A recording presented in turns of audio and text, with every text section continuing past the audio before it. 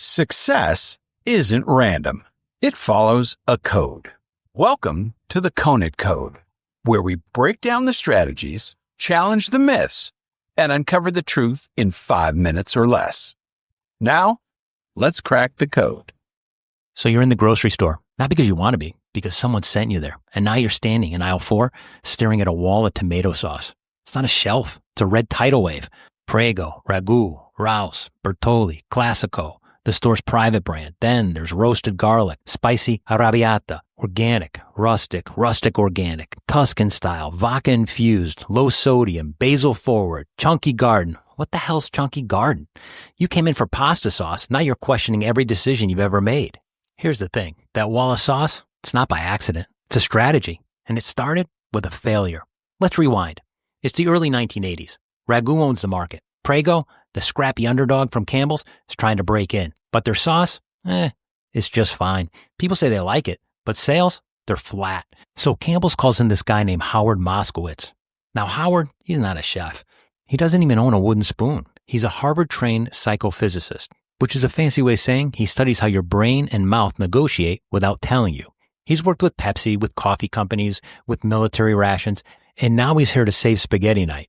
So Campbell says, find us the perfect sauce. And Howard says, you're asking the wrong question. See, everyone's trying to create the best sauce, the platonic ideal of red. But Howard, he ran taste tests, not one, dozens, hundreds, thousands of data points. And what he found changed the food industry forever. There is no one perfect sauce. There are many. Some people like smooth, some people like spicy. Some want it so chunky they need a fork and life insurance. And they don't even know that they want it like that until it's in front of them.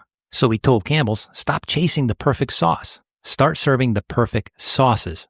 That's right, plural. And they listened. Suddenly, Prego rolled out chunky, then extra chunky, then garlic and herb, then spicy, then sweet basil, and the wall started growing. Prego sales, over $600 million in new revenue in just a few years. And the other brands, they saw the playbook and ran with it.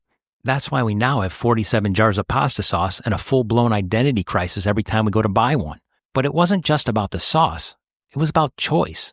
Howard unlocked something bigger. People don't know what they want until they see it. We don't want more options. We want the right options for us. And businesses that figured it out, they win. This wasn't marketing fluff. It was data, psychology, segmentation, decades before Instagram knew your dog's birthday. So when you're standing in the aisle overwhelmed by 12 variations of marinara, you're not lost. You're just inside somebody else's successful experiment. The lesson? Trying to be everything to everyone is a one-way trip to bland. But showing up exactly how some people want, that's power. That's profit. And that's how you take over the aisle. And that, my friends, is the Conant Code. That's it for this episode of the Conant Code. If you got something out of it, share it with a friend, follow the show, and leave a review on your favorite podcast platform.